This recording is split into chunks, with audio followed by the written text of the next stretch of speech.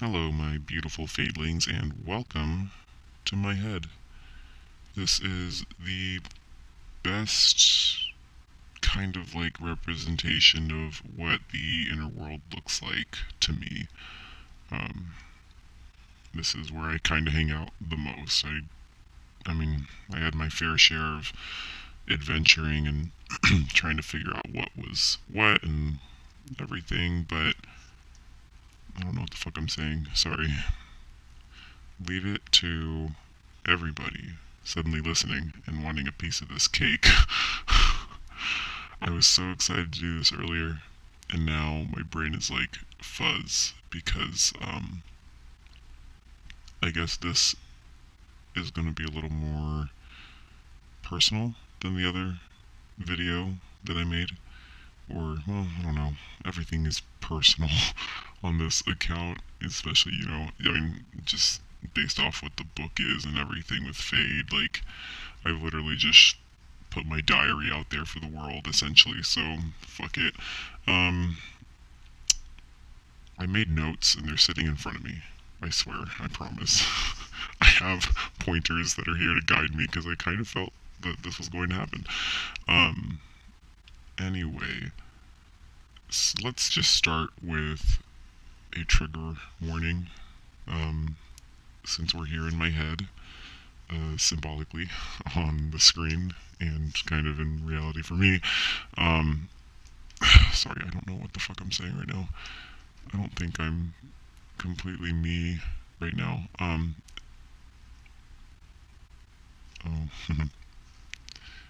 um,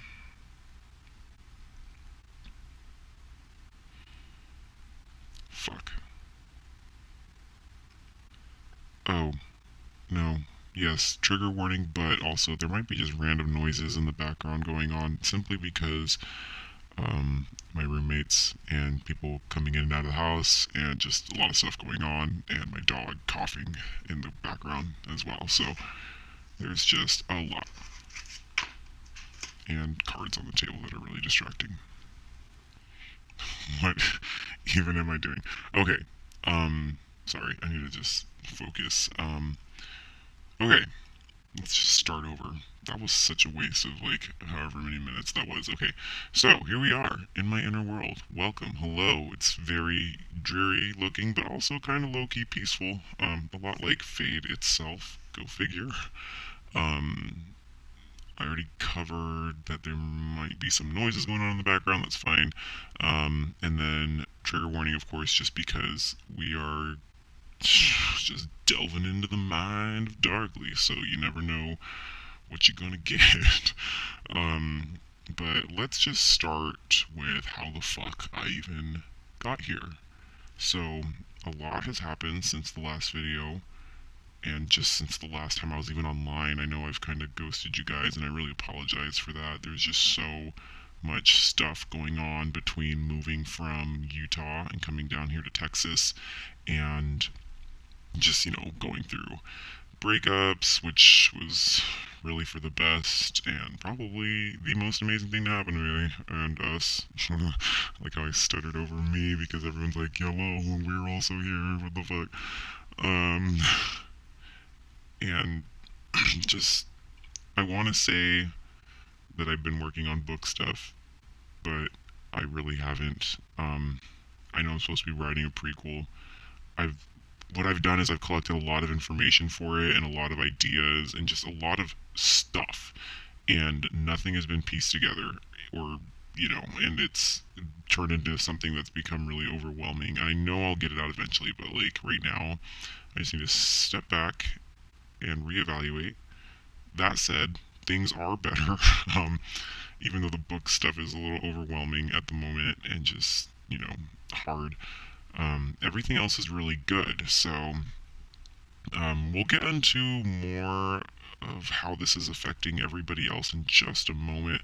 But just in general, life update. Moved to Texas, like I said, closer to family. Yay, thought that was going to be a good thing. Turns out it's just a very mediocre thing. I don't know why I thought my family was going to be able to help me, but whatever. And broke up with my ex, and just started a new life basically. We're not going to therapy anymore. We kind of left that in Utah because the last therapist that we had was absolutely fucking amazing, and I just don't think we could ever find another one that's as good as she was. And I mean, like, we're good now, I think. I feel like we don't need therapy as badly as we did before, just because before we had no idea what the fuck was even going on, and now that we've kind of sorted things out, I feel like we've been able to kind of piece things together on our own and just kind of learn how to navigate life together in a very real, like, new year, new you kind of way. It definitely feels like we're starting completely fresh with like a new life almost, with all the the diagnosis and all the information we have now that we just didn't have before, when we grew up and everything. But that said, a lot of what I'm saying has already kind of been documented. I've been keeping up with that Wattpad, whatever shit thing, just, about everything. So if you like reading, staring at words, then that might be a good place to go if you want a more in-depth, like, kind of journey story of like what's actually been going on. Otherwise, if you're more of like an audio video person like me, then I mean, I'll do my best to explain and recap everything, to some degree, but I don't want this video to be as long as the other one that's like an hour long. I want to, not torture you guys. So let me just jump in, and I might listen back and add some things here and there, if it comes to mind. But again, I don't want to fucking waste your time or anything. Um, so anyway, Inner World, wonderful place, isn't it? Very beautiful. Um, Again, this place has always just kind of been there. I didn't really acknowledge it until I started writing Fade, and a lot of my books, because I have other books besides Fade, I just haven't published them exactly, and some of them are under different pen names. They always take place in forests and stuff, and they always have to do with like a large group of people that have very different personalities that are always together and have to like figure shit out. And I mean, maybe that's the fucking premise for a lot of books, but it's always been like a very strong thing when it comes to plots with me. And now, of course, I look back and I realize, like, oh shit, it's just my brain trying to talk to me this whole time, trying to tell me, like, hey, we are all in here and we are in the woods. Help us get out of here. So that's been really fun. Um, but this place, it's like Fade, as you can see. I really tried my best to make it as very, just, I don't know, like, it's not black and white, but it's got like a bluish hint. It used to be black and white, and then all of a sudden, I think when we started, having better communication and stuff, and started really talking and trying to figure things out together at the beginning of the year, it started getting less grim looking. It started getting a more bluish tint. The sky kind of opened up. It was less cloudy. Every time I kind of like meditate myself back there, basically. And as you can see in the background, that giant tower, that's the high tower. So again, if you've been keeping up with the Wattpad thing, then you would understand that that is kind of where Truth hangs out all the time and does all of his little behind the scenes tech guy stuff for the brain. And then that tiny little well back there is Rod's well, and he lives down there. And it's a little bizarre. I don't know why I never ever questioned it, but how that works is like a fucking tent in Harry Potter. So just follow me here. So there's the tower, then there's Rod's well, and then you go down the well and there's a room.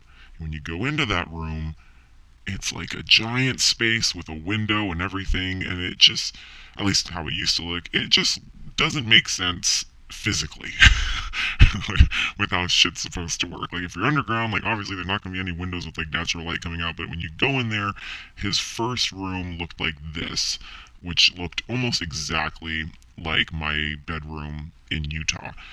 So he had his desk, which I had a TV on there, but he didn't have any electronics in there at all. So on the wall there is a corkboard, and that was um, Sorry. That is a very personal board for him that he lists things that he doesn't like on. It's like a fuck you board kind of thing, and it has notes that only he can really read. I can't really see them. I know what some of them say, but it's mostly just a rod thing.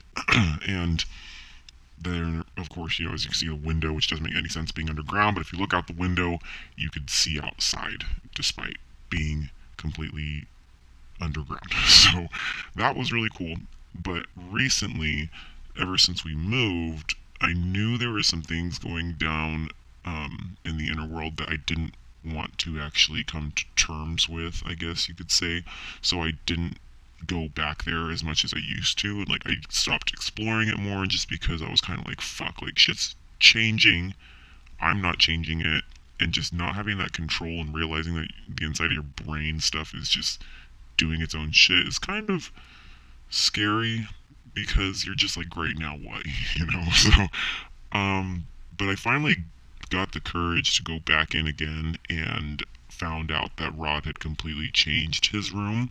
Now it looks like some professor's library. It looks like this. Big difference, right? So, very cool, though. I mean, fuck. I mean, if I was Rod, I'd want an upgrade too from that tiny room. So now when you go down and you go into that space that used to be the tiny bedroom, it just immediately is like opened up to this giant floor, which of course has a giant ass window that definitely seems like it goes beyond the underground level. Like it's, I don't know, you don't see anything from above ground. It's just flat earth, there's just the well. But when you're down there, it's just like a fucking magic trick, basically, I guess. Like, there are a lot of bookshelves. It's really dark, actually, and I couldn't fit it in this drawing just because of the way what's the word? The perspective is on it. But there's like a staircase that leads up to that second floor that kind of coils. It's like one of those little round staircases, like just kind of spin upwards, and it looks like the whole outside of it is just like has like scales. It's really fucking cool. And now that this place is a little more established, I feel like I've been a little more willing to go in there and see what's going on because it's cool as fuck. And Rod's actually been really willing to let me into it and like look around and stuff. So things have been kind of changing on the inside, you could say. As for the high tower, where you go into that tower, let's go back out. You go into that tower. Uh, at the very top is like an observation gallery kind of thing with like a white desk and shelves with all like the shit on it everywhere that like Truth controls and like just does his thing. I have not been up there in a really long time. I actually haven't really spoken to Truth in a really long time just because things have been so stable. I think there hasn't really been a need to go to him lately and just be like, yo man, help me fix this shit that I've created. So he's kind of taken a step back, which kind of explains why we got some new altars, I think, which let's actually get into that. So Truth, let's start with him since we're already talking about him. Let's just kind of go over all the altars that you guys already know for the most part, and that I'm obviously the most familiar with as well. So Truth, gotta love him. Guy's gone though. I mean, he's not gone, but he's somewhere. He's having a good time letting other people run the show apparently. But so Truth, like I said, he's got the high tower. He he was a gatekeeper. He was kind of that guy where I always assumed like he was the one who decided who was able to front and who was able to, come back and just kind of was like, the behind the scenes guy, kind of ran the show and kept everybody in line essentially instead of, running rampant. But since he's been gone, it almost seems like I am now maybe possibly a gatekeeper as well. I have some theories. I don't think that I have specifically that kind of control like he does to be able to, change my mood by messing with, dials and knickknacks and whatever he's got on those shelves up in that high tower or anything like that, but I've noticed that I'm able to kind of dictate to some degree who can come out in front and like when switches happen. I mean, in the case of being triggered, that's just gonna happen randomly, and whoever's tickled is the one who's gonna fucking come out. So, but in regards to just being able to ask for help and have people come out, I've been able to actually do that. And I mean, it's not a surefire thing, but if I ask and if they're interested, they'll come out. And I think this is mostly because the communication's gotten better. Again, I don't think I'm some fantastical gatekeeper god of the inner world, which would be really cool, but I don't think that's the case. I just think maybe it's that our communication has gotten better over I guess it's been about a year or a little more than a year now that, we've been aware of everybody and each other and what's going on. So that is, again, I am going to lean more toward that just being good communication as to why we're able to do that. But otherwise, yeah, Truth is just having a good time wherever he is. Who knows? So next we have Jean, who, if you remember from last time, is the awesome alien lady who was basically dormant, or so I thought. Apparently, she's been listening to like everything for a while now, because lately, whenever we bring her up or, in conversation or something like that, she's like, yo, what's up? And that's a little creepy, but it's good to know that she's around and not completely just missing in action. So Jean is no longer, I can't rightfully say that she is dormant just because she does tend to listen. That said, I don't really know what she does in the inner world or for the system necessarily. We did have one good moment in the very beginning when I met her, when I didn't even know what she was. I thought I was just doing a guided meditation and having a good time, trying to relieve some anxieties and stress. But, she was able to annihilate my stress for like a week essentially, and that was really cool. So I knew she was good. I knew she was helpful. I know she probably still does that kind of stuff, but she has not been very interactive as much as she has just been observant, I would say, with the rest of the system. So Jean's good. She's around, just having a good time. And after her, we have Wish. So Wish is also pretty quiet lately. I think it's because we're just in a good place now, and she's just, there aren't a lot of things that will trigger her out in a negative way. Things have really definitely gotten better just for everybody. So, like I said, I don't think she's kind of on the edge of dormant, but also not exactly, because here I am sitting here staring at our giant ass cage tank thing of hamsters. So, yeah, she got her way. We've had them for like a month now. I haven't gotten rid of them. I know she likes them, so I can't do that to her. So yeah, we got some little fuzzies, but that's what she got, I guess, before she just kind of decided to make her peace and just hunker down with her hammies and just have a good time and live life co-consciously for the most part.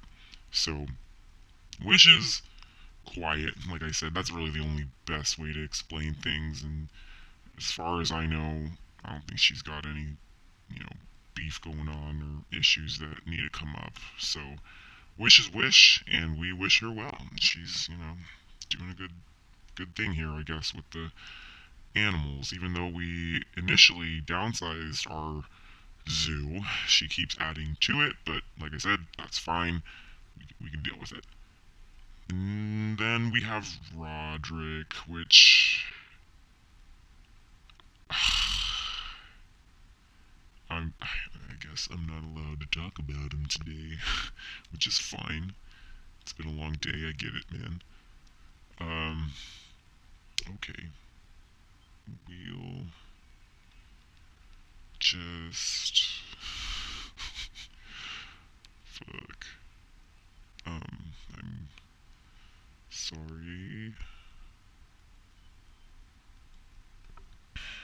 Let me just pause here for a second.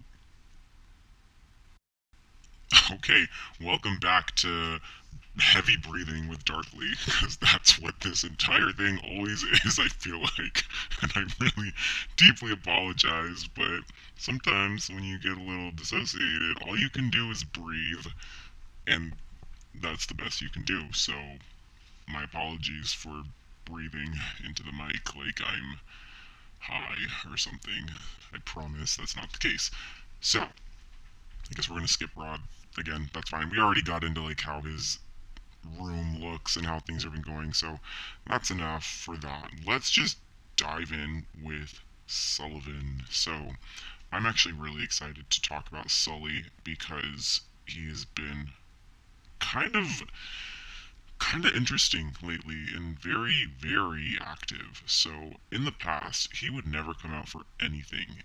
It was really uncommon for him to be in front of actual people. The only person that was ever able to kind of lure him out was our therapist, and she constantly just had to level with him and kind of talk to him like he would. I mean, he is a child, he'd come out as a little, and when we had therapy, which after a while he and everybody else really enjoyed, she would just use puppets and what is it called? Like play therapy. Like there was like a sandbox and stuff. He just fucking fell in love with it. After a while, all he wanted to do was just go to the therapy room and play with the toys, and that's bizarre again, given that I'm a grown ass human being going into a fucking therapy session and all I can do is stare at the toys because there's a little child inside of me that's like, we need to play now. Forget what this lady's saying. Let's play with the dinosaurs. So, yeah, it was a lot of fun. But Sully, lately, ever since we moved down here to Texas and, found our new partner, yeah, and who has been really good and very supportive and really just fucking compassionate, really. He's been out a lot, and it's always little. And I've got a few like reasons that might be that I can think of. So, given that, um, for one, this partner of ours is really good with kids, just in general. Something that I'm just not. I fucking hate kids so much. I mean, I love you guys if you are kids, but like babies. Like, no, I'm not fucking having kids. Anyway, tangent. Our partner's really good with kids, and I think that helps Sully feel very safe. But on the same token, so on the other side of that coin, like, because this is a new relationship and we've only been with this person for maybe, I think it's about 5 months now, it's also it's a very vulnerable situation, and things are still new. Even though they've been amazing, it's still new territory, and so I think as much as Sully is friends with him and gets along and everything, I think at the same time he's still obviously trying to protect himself and keep himself safe, which makes sense because we got hella trust issues, so we are not in any rush. Well, I say that, but then I'm going to say something else later that's kind of going to contradict that. But for now, let me just tell you though, this guy, our wonderful little Sully, give him a big hand. He has definitely stepped up and kind of taken the protector role now. Not over Rod or anything like that, but with one of the new alters that recently showed up. But I don't want to get into her quite yet, just because we have another other altar that showed up even before them. So let's just do this. Let's get in. So they're very close now and listening because they are intrigued that I'm starting to talk about them. So Alice. Alice was the first new altar to show up when we made our move from Utah to Texas. So it she was really subtle about it at first. I didn't even know anything had changed, honestly. There wasn't any kind of like internal havoc or just, you know, deregulation or anything like that going on. She just kind of appeared one day. So, fast forward about a month into being here, I'm crashed on a couch at one of my friends' places and, trying to find a place of my own still.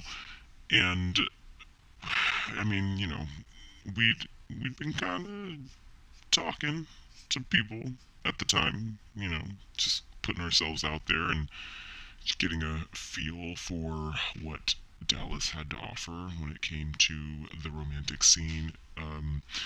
I want to say that I was grieving and just dead about our ex and breaking up and everything just, the month before, but honestly, I was done like 2 years before we even broke up. I was ready to get the fuck out of there, so, you know, moving on.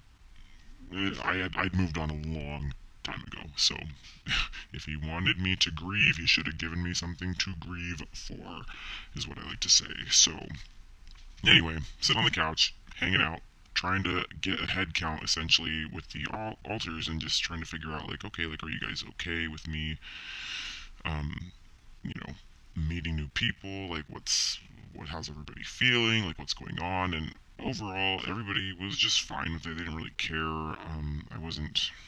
It was more like just talking to people online. There wasn't even really any like physical, like going out, meeting people in person kind of a thing. But they were all chill about it. And then, of course, in the back of my mind, when everybody else had said their piece, there came a, I have an opinion.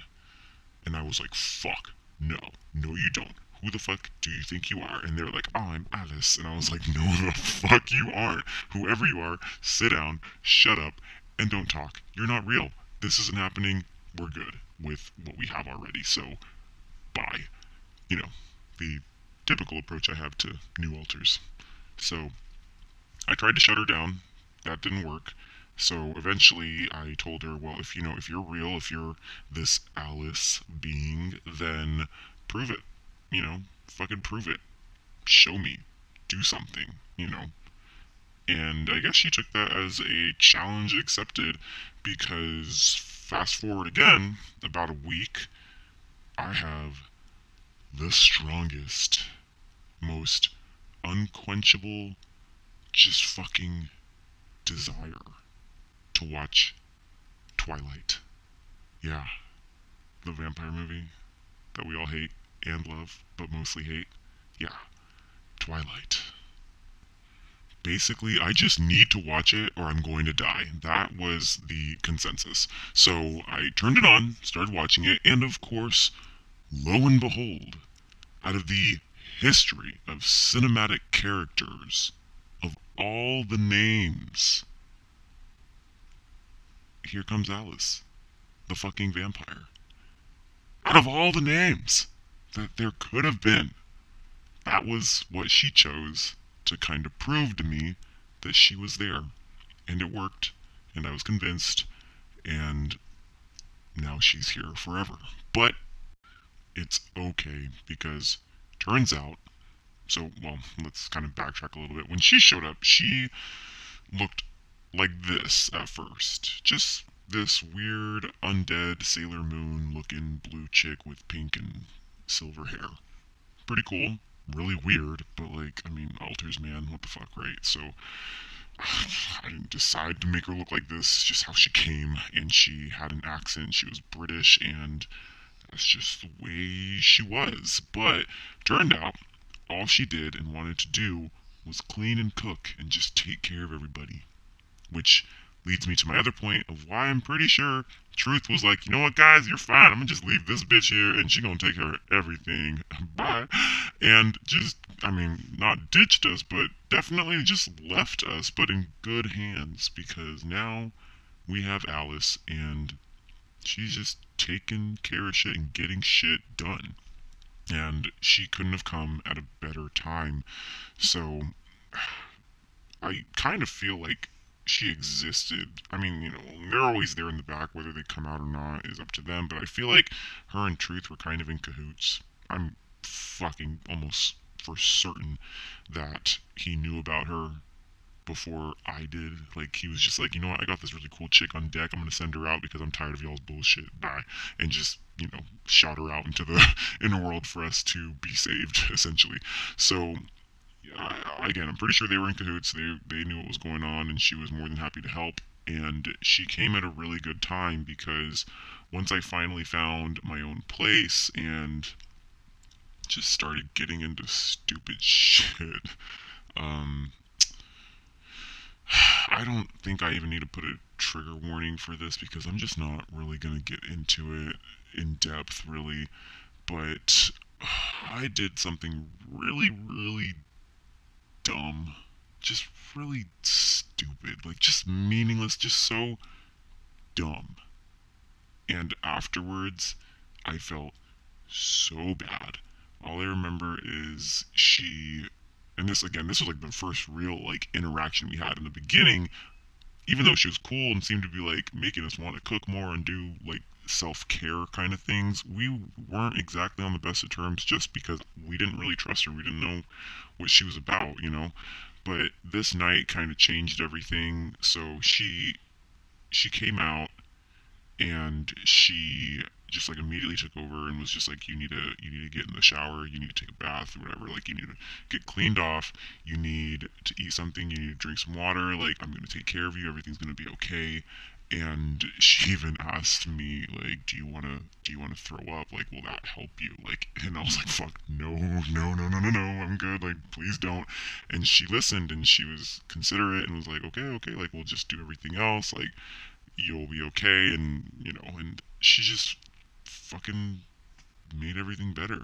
And ever since that night I was like, hell yeah, this is the fucking altar we've been needing this whole time, guys, like this is great.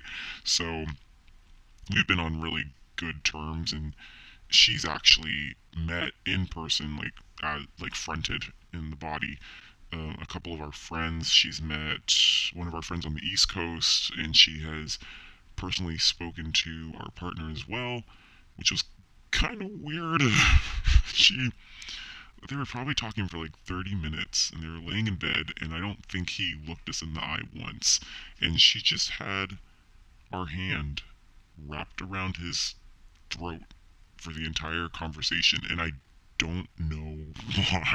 I don't know if she was like threatening him or what, but I it was a good conversation. I just don't know. Whatever happened, he didn't hate us afterwards. It was a good conversation, like I was saying. Like I don't think it was like a negative confrontation at all, but for some reason she was just fascinated with his neck, I guess, and just kind of freaked him out a little bit. But we're all good, They've they're also on good terms now. So Alice was a great little redeemer for us. And then she kind of changed.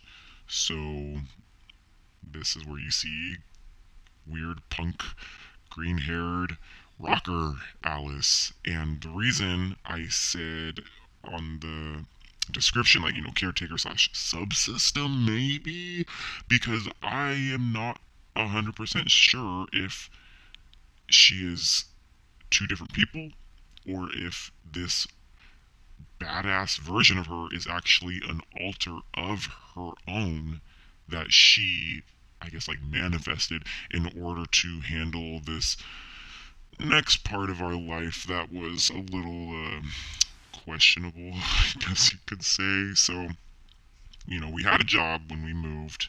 We were working remotely, and then we quit it because it made me want to kill myself, and I hated it so much. It was just so fucking draining.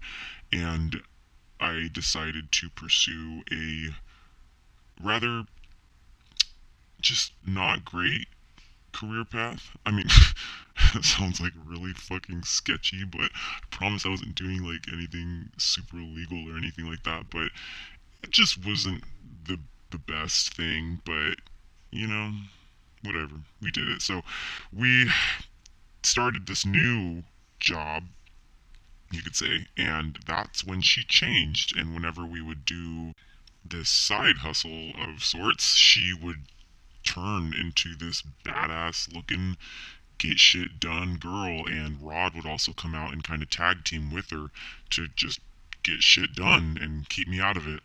But fortunately, that entire, morally questionable endeavor was fairly short lived. We only did it for maybe 6 months, and about halfway through it, actually, no, maybe even earlier on. I don't know. That's when we met our partner, and they kind of convinced us, and without even saying anything necessarily, but we wanted to be a better person for them. So, they got us out of that weird rabbit hole of an existence that we were heading down. So when we met them, um, and we stopped doing that shit, Alice went back to normal, and I haven't seen her as the hard ass looking chick anymore. Now she's back to her blue self. But we met our new guy, and like, to put it this way, so this is the part where I'm like, we have trust issues, but at the same time, let's move in together. Like, we met them, and it's like we're living in a fucking Hallmark movie. I swear to God, like, you can't make this shit up. This shit only exists in like cheesy Instagram posts and just weird, like, I don't know what happened, but things worked out, and so far so good, right? I'm not gonna look a gift horse in the mouth, but so far, really, really, really fucking good. So, met new guy after, I don't know, a month. Decided to move in together. And, well, maybe not a month, maybe we gave it a little bit more time than that, but don't judge me. Rent is a bitch, and we wanted to save a few bucks while having a few fucks, you know what I mean? So, we did what we did. And it's been really great ever since. Like I said, things have really become way more stable. Like, this was a great thing, a great move for us to do. And when we moved, though, that triggered another alter, of course. So, I was a little worried because, Alice had come from us moving, and so I assumed that us moving again could maybe potentially trigger another alter to come out, which I was right. And it was really stressful. It was probably even more stressful than moving from Utah, because when we moved in, that was around the same time that COVID Part 2 was happening. So, like, New Year's time, and everybody was getting fucking sick again, and it was a fucking shit show, and I have, like, a bad trigger with, like, just illness in general. So it was really just like a high stress environment to be in, because we're just surrounded by, you know, all these people that are sick, because I mean, it's not just us, like, we have roommates, like I mentioned in the beginning, and everybody was just, it was just the fucking plague world, like, going on. Like, everyone was dying. And eventually, when that all settled down, all I remember was feeling really pissed. Which brings us to, I was gonna say this little gremlin, but that's mean, but it brings us to Raven, who I thought was saying her name was Draven in the beginning, but I'm pretty sure it's Raven. So Raven is a, I want to say tween, but I think that implies that they're between the ages of like 10 or 12 or something. But I'm pretty sure she is about 8. I get very strong 8-year-old vibes just from her. And she's really close now because I'm talking about her. Again, welcome to Darkly's noises. Okay, so Raven. She just kind of stormed in and very well could have been a persecutor in the beginning, but really I just think she was pissed. Like, she was just mad. Like, just this kid thrown out here and didn't know what the hell was going on. I remember for about a week just feeling confused. Like, I remember being in the living room at one point and just feeling really, really disoriented and like I didn't know where I was and just kind of just, you know, confused. And before I could really get a chance to dig into that and be like, yo, like, who else is here? Rod conveniently kind of came by and kind of whisked her away. Like, oops, sorry, you weren't supposed to see that. And just took her away before I could say anything or figure anything out. And then I think it was the next day after that, I was driving in the car with our person, and I just remember feeling so angry still. And eventually I was like, dude, you know what? This feels a lot like the first time Sully popped up.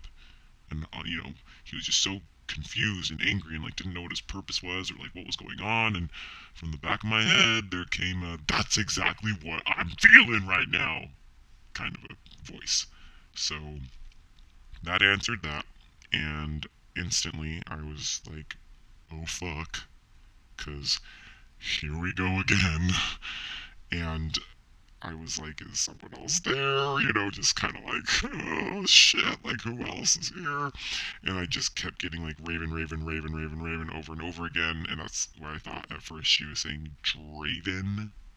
And no, it turned out it's Raven. So Raven came out and she was pissed. And I remember for a few days or maybe even a week after that, I didn't want to really confront her or do anything because at this point, when a new altar shows up, I mean, I can fight it all I want and tell them to prove it, but fuck, like, it just keeps happening. It just keeps, like, they're not going anywhere. They're not going to suddenly hide. But for about a week afterwards, I tried to kind of ignore it, and eventually we kind of had a little sit down with everybody, kind of going around and getting not a head count, but just like a touching base with everybody. And I remember she was asking all these questions like, well, why aren't we allowed to front? And like, why are you like this? And why can't I talk? And blah, blah, blah. And basically just calling me out on all my bullshit that I kind of unknowingly do toward the system. And Sully, going back to that point of him becoming awesome new protector, kind of came out of the woodwork and was like, hey, I was lost too once, and I'm here for you, and I can help you out. Follow me. And just kind of took her by the hand and just led her to his freaking treehouse that he lives in the forest. So, whatever they've been doing, they've been occupied and having fun and really hitting it off and having a blast.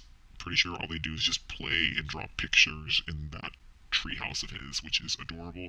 But he's really stepped up, which I mentioned before, and it's been amazing to kind of see that. And he, sorry, I'm a little dissociated right now. Um, he, she just said, you say a lot when you're dissociated. I know. Fucking, let me pause this really quick.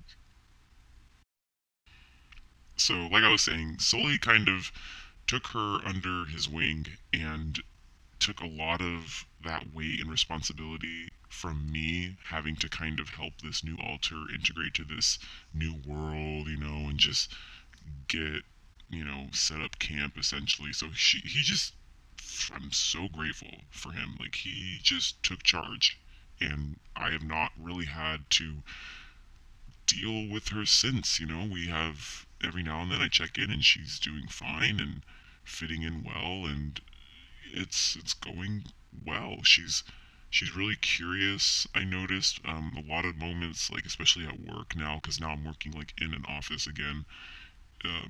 She likes to come out and just kind of see what's going on, and it's it's been a little distracting, but it's fine. It's definitely a lot smoother than when Sullivan first came out. So it's been really good, and I don't really understand like her actual purpose just yet. I'm pretty sure, of course, that she is a trauma holder at the very least, but she's just the new kid on the block, and has come to play and have a good time with everybody else. which now makes 8 of us. Started with 1 and now we're here. Look at us grow. Isn't it great? I say somewhat facetiously, but also it's out of my control. Like, I can't not have this happen, apparently, so, which, is hard. As much as I have really learned to love these guys and kind of accept everything, it's fucking hard still. Like, the shit, it gets easier in some ways, but also not in other ways. Like, the doubt is always there, and I constantly feel like I'm just making this shit up, and it drives me a little crazy sometimes. But you know, we're here, and they're here for a reason, and nothing's gonna change it. So might as well hunker down and become buddies. I don't know, uh, it's just a lot. And ever since, you know, everything that's happened, the moving and the new altars and things like that, switches have. I want to say that they've become less and less, but I think that's just me being like, oh, this shit's not really happening. Like, oh, of course it's fake. But I think the switches are actually the same, like, in regards to how often they happen. But it's become, sounds kind of funny to say, but it's become less dramatic, I would say. I still, zone out and oh my god, that scared the shit out of me. Oh my god. What was I even saying? Somebody walked into the house and I thought it was a voice, but like louder than normal in my head talking. Oh my god. I need to sleep. Anyways, it's become less dramatic. Like, I used to have this head bobble thing that I would do, and like, or just kind of like, it would just look painful. Like, I remember a therapist of mine once asking me, like, are you in pain?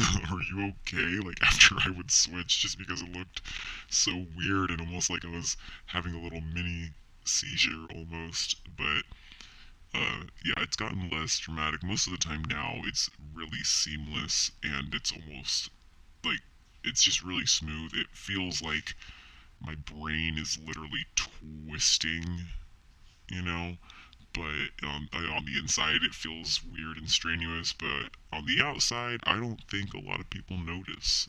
All that happens really that they can really pick up, at least that my partner notices, is that like my energy will just change, especially if it's like Rod or somebody who comes out.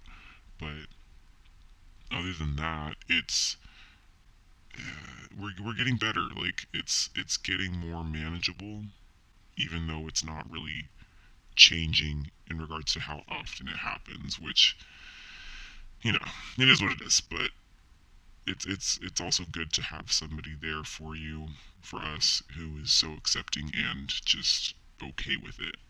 Like, I don't want to go down this tangent necessarily, but it I just remember them like telling us, like almost yelling at us that like this was real and like this was our reality and that we just had to accept it basically. And that turned into a fucking panic attack. But it worked out. Everything's working out. So it's good to have a companion who is there for us through all of our this is fake, yada yada, I'm such a imposter, blah blah blah, bullshit kind of stuff that it feels like will never end. And where am I going with this? Let me check my notes. God damn it, that's what I have notes for. I was just going around, not even thinking. Here we go. Okay, enough about the altars. We're good with that. We have covered sufficiently, I feel like, all these fun new people and just kind of recapping our old friends here. What else do we have? So, questions. I had some people ask me questions that they wanted me to address, and I would love to. So, let's do that. The first one has already kind of been addressed, I feel like, when it comes to how the inner world works. So basically, they were asking how does the inner world dynamics work, like in regards to just gravity, aging, animals, things like that. So, first of all, I have not really noticed any animals. I think maybe Wish has just hoarded all of them. Like, I don't really notice any creatures out there, but when it comes to just how things work, like the physics of it all, like I said, it's very magical in a way where it's like Hermione's bag. It just, you go into one door and it leads to an entire world that wasn't there on the outside. Like, there's actually a door that is floating out in the middle of the woods that I talk about in my whatever, fucking pad, W pad, that it's a floating door in the middle of the woods, and it's just like a normal wooden brass doorknobbed door, and when you open it, it leads into a giant theater room. Like, it's it's like there's a screen and alters can go in there. Like, I've had Rod sit in there with me before while I'm trying to come up with book plots and ideas, and he's just sitting there watching me and probably judging me. But I've also seen him in there just watching memories and even just clips of memories I've had about movies that just kind of repeat. But I mean, it's janky little theater. I don't know exactly how it works, but it it's there, and it's floating out in the woods. Like, it doesn't make any sense. There's nothing on the back of the door when you look at it. It's just this floating door. So it's kind of weird in that sense that there's just always something around a corner that's very, very unexpected. And another question that somebody had was along the lines of what was it like to realize that your inner world was real and not like a daydream? And to answer that, it was terrifying, but also really cool, to be like, yo, this place is a tangible, like, I can share this experience and keep going to it, and it'll always be consistent. Like, it's it was really cool, honestly. I'm not gonna lie. As I probably accepted the inner world a lot quicker than I did the actual altars that inhabited it. So I'm a dick, I know, but it was cool. It really was. Especially since I can't control things like a lot, but I can create things in it that I can interact with. I can't change like the basics of it, but I can kind of add things to it as I want to, like that, floating door with the theater room. And I can somewhat, depending on like my mood, I've noticed, or just like how things are going internally, relationship wise with everybody, the weather will like kind of change depending on that as well. So I'm kind of like the Wicker Man to my inner world, I guess you could say, if we're going to make a Fade reference there. So that's how I feel about that. And then somebody also asked, what are the ages of everybody? And like something fun about each one or just distinctive, which, to be honest, this is covered in the first video that I have of all of this, which is like an hour long. So if you're gonna watch that, good luck. Buckle up and grab some popcorn. So, but I don't mind recapping a little bit, especially since we have the new altars. But age-wise, Truth is infinite. I don't know. He just has infinite vibes. I don't know how old he is, but if you look at him, he looks to be about maybe 40 something years old. And Jean, the alien lady, also gives off infinite vibes. Like, she's an alien. I don't know. Like, I don't know how old she is at all. And Wish also gives off infinite vibes, but at the same time, she seems really young. But again, I don't know if that's like young compared to a fairy that's 1,000 years old, or young like how she kind of looks, which is about maybe a 20, 30-year old, like, just girl, or woman, I guess, sorry. But, or fairy, I don't know what she is. Rod, of course, he is the only one that, besides, Raven, that's like, I'm 8. Rod is also like, I am 23, regardless of, how much time has passed, he is 23. and he thinks he's older than me. He always views me as younger for some reason. And Sully is an age slider, so of course he can be anywhere between like mid 20s to like 3, like an actual toddler, you know. So he can vary just a lot. And, you know, that could always get a little weird whenever we switch due to some kind of trigger or tantrum, because it's just not that cool to be a guy that looks like me suddenly crying because we didn't get chicken nuggets or something, you know, that a 3-year-old would cry about. So it gets a little weird, but we love them all the same. And our partner is especially good at kind of, uh, you know, de-escalating situations with him. So thank God for that. But I mean, other than that, so I think that really answers all the questions. There weren't a whole lot of questions, which was totally fine because, like I said, a lot of stuff is already covered in that first video, and especially in the Wattpad that we have.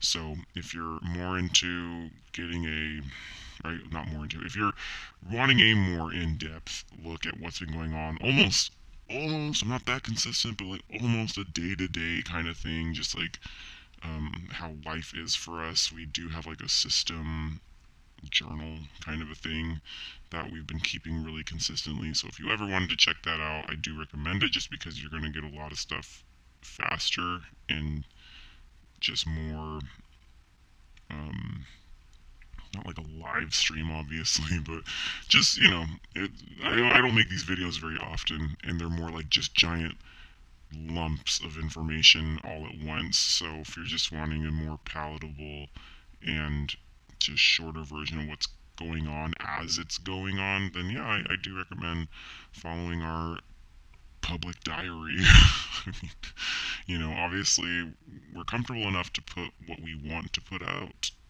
on there, um, and we wouldn't otherwise if we weren't comfortable with it. But you get a lot from that.